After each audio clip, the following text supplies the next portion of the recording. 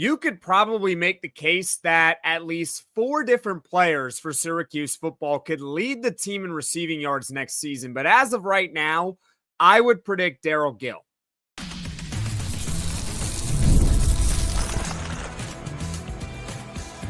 You are Locked On Syracuse, your daily podcast on the Syracuse Orange. Part of the Locked On Podcast Network, your team every day. Hello, everyone, and welcome in a Locked On Syracuse. I'm Jackson Holzer, and thank you for making us your first listen of every single day here on the Locked On Podcast Network, your team every day. We are always free and available wherever you get your podcasts, whether you're watching on YouTube or you're listening on Apple, Spotify, wherever you get your podcasts. And on this week's Poll Friday, I asked you all a simple question. Who do you think is going to lead Syracuse football in receiving yards this upcoming season? And this is a fascinating question because a year ago, if we did this, I think myself along with you would have probably predicted Oronde Gadsden to lead the team in receiving yards. He was an All-American a couple of years prior. He missed most of the 2023 season with a foot injury, but he was going to come back in 2024 and lead the team in receiving as the number one option, thanks in large part also to Kyle McCord as his quarterback. He had a really good year. He had well over 900 yards, but it turns out he finished third in receiving yards in 2024 behind Jackson Meeks and Trevor Pena. I bet you didn't have that on your bingo card last season around this time.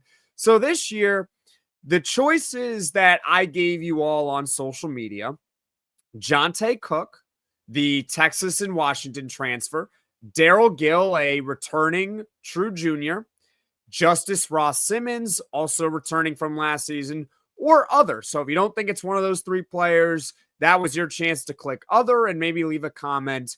Hey, I think it's going to be this player that leads Syracuse in receiving yards. And here are the results. There are about 400 votes on this week's Poll Friday.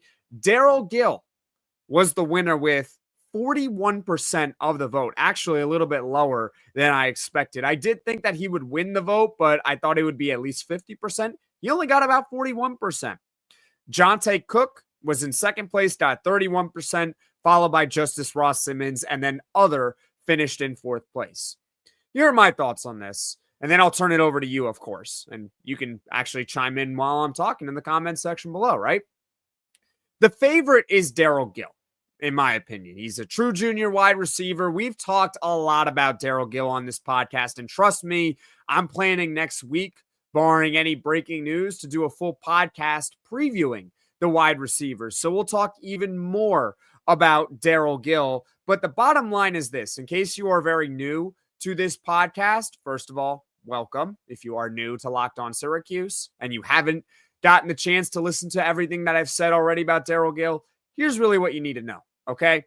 He took a big step forward in development in 2024 versus his 2023. And it's not like he had that big of a role last season. So he seems primed to be potentially the team's number one wide receiver in 2025. And he could have a really big year.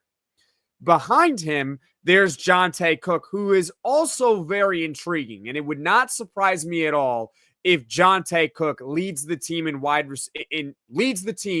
receiving yards in 2025. And the reason is because he might, based on just pure talent,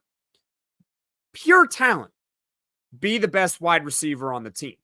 He's the only one in that room who is a former 5-star commit, and I believe he is one of only 2 players on the entire team that were at one point, whether it was a high school recruit or as a transfer, a 5-star player. Johntay Cook was a 5-star in 2023. He goes to Texas, deals with some injuries, some off-the-field issues as well. It just did not quite work for him at Texas. And then in the offseason, he was a 4-star transfer. He goes to Washington. For whatever reason, he gets dismissed from the program, goes back into the transfer portal, and then commits to Syracuse football. And they're giving him a fantastic opportunity to get playing time and realize his potential. And keep in mind, he's playing in a Jeff Nixon offense that threw the ball more than anyone in the country a year ago. And for those that don't know Jeff Nixon, he is the team's offensive coordinator for 2025. He was the offensive coordinator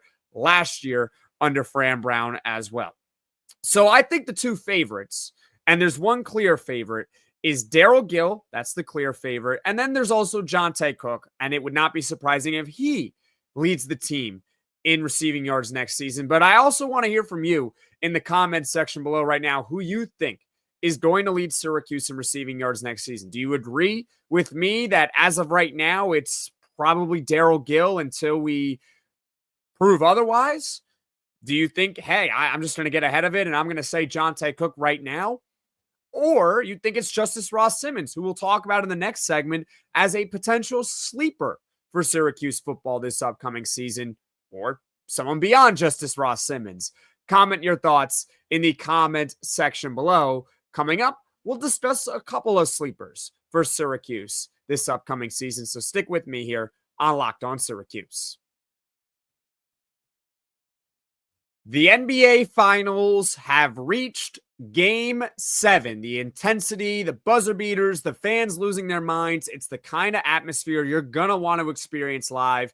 And this year's matchup has certainly delivered between the Indiana Pacers and the Oklahoma City Thunder. The Thunder had a chance to close out in Game 6, but Indiana forces that Game 7 with a dominant home victory. If you want in for Game 7, Gametime makes it fast and easy to get tickets, even for the biggest of games, and this is the biggest game, Game 7. Prices on the app actually go down the closer it gets to tip-off, with killer last-minute deals, panoramic seat views, and no surprise fees. Gametime is a total game changer. Take the guesswork out of buying tickets with Gametime. Download the Gametime app, create an account, and use code LOCKEDONCollege for $20 off your first purchase. Terms apply. Again, create an account, redeem code LOCKEDONCollege, LOCKEDONCOLLEGE for $20 off. Download the Gametime app today. Last minute tickets, lowest price, guaranteed. I have a question for you all.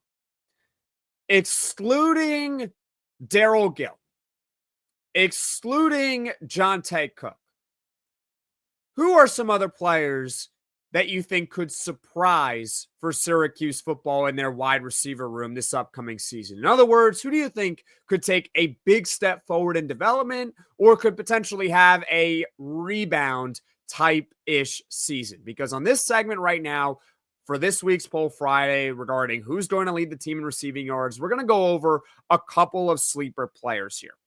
The first one was actually a candidate that I listed by name on social media. I went Darrell Gill, Johntay Cook, and then the third one I mentioned was Justus Ross-Simmons. And he's a big sleeper in my opinion because he transferred last year from Colorado State, coming off a season in which he had 45 catches for over 700 yards. He profiled for Syracuse in 2024, that offseason, as someone who was going to be one of their starting wide receivers, someone who was going to command a lot of targets, a lot of volume. He was probably their first or second best wide receiver on the depth chart. He was ahead of a guy like Jackson Meeks. Certainly thought he would have a bigger role than a guy like Trevor Pena, who prior to last season really hadn't done a whole lot in college football with Syracuse in, I want to say, 3 to 4 years minimum. He was a veteran wide receiver that kind of came out of nowhere, right? So the issue, though, with Justus Ross-Simmons, how come he didn't have a year that we thought he would have a year ago coming from Colorado State? I don't think it's necessarily the competition and more so the fact that he was dealing with injury. Last year, he dealt with a nagging hamstring injury in training camp, and it bled into the start of the regular season. He missed the first couple of games outright against Ohio and Georgia Tech. He did come back for the Stanford game, but he was not 100%. He just wasn't. And by the time Fran Brown said that Justus Ross-Simmons, he's 100%, he is ready to go, he's going to have a bigger role with the team, it was already too late. I believe that was right before the NC State game, which was around the mid-season mark. It was already too late. Syracuse had kind of already established its top options in the passing game. You knew it was always going to be Arondé Gadsden and LaQuinn Allen out of the backfield. And Jackson Meeks kind of just, I get he is a Georgia transfer, but he really thrived last season. He just took off as soon as he got the opportunity to be one of the top receivers on the team. He actually ended up leading Syracuse with over 1,000 receiving yards last year. And Trevor Pena. It was already established by midseason that he was an integral part of the offense in 2024. And then behind all those guys that I just mentioned, you had Darrell Gill. So they had already had 5 really excellent pass catching options. So there just wasn't any more room for a guy like Justus Ross-Simmons, even when he got healthy. And he did flash, to be fair to him. He definitely flashed. He had those couple of touchdowns in the Virginia Tech game, which was huge in having that comeback from, I think it was 18 down. They were down 21-3 in the third quarter. They were doing nothing, and that was a great comeback. And a large part of it is because of Justus Ross-Simmons. So now he is getting a second chance. He's getting a second chance. All the guys that I mentioned, aside from Darrell Gill, they're gone. They're gone. They're not with the team anymore. They're not walking through that door again. So Justus Ross-Simmons, in my opinion, is a sleeper candidate to lead Syracuse in receiving yards this upcoming year. Another sleeper, and I don't want to go too much into him because, again, like I mentioned in the previous segment here, we're going to have a full podcast talking about the wide receiver room as a full preview guide. And trust me, we can also do more sleepers here on this podcast right now. But one guy that I'm also looking at is Emanuel Ross. Emanuel Ross was a 4-star wide receiver in the class of 2024. Let's just say this about Emanuel Ross. If he takes a Darrell Gill type step forward in his development next season, I would not be surprised at all. Darrell Gill went from 60 receiving yards to well over 500. Emanuel Ross had close to 80 receiving yards last season. If he had 500 receiving yards this season, I would not be surprised. And I think he is I think he has a chance to lead the team in receiving yards. I don't think he necessarily will. But if you told me on June 20th, 2026, that Emanuel Ross did break out and did lead the team in wide receiving yards, then would I be incredibly shocked? No. So that's what I will say about Emanuel Ross. Overall, though, I think the favorite is Darrell Gill, and he'll remain at least my favorite until we see otherwise. But I'd love to hear from you in the comments section below who you think will lead Syracuse in receiving yards this upcoming season. Now, as far as what is coming up on Locked On Syracuse in the future, on Saturday, I will not be able to record a podcast. So even if there is big breaking news, I'm just not going to be around to do one. But if there is big breaking news, then I should be able to get to it on Sunday. And if there isn't any big breaking news on Saturday or Sunday, we will definitely be back with a full podcast on Monday. All right, so that's what's coming up on Locked On Syracuse in the future.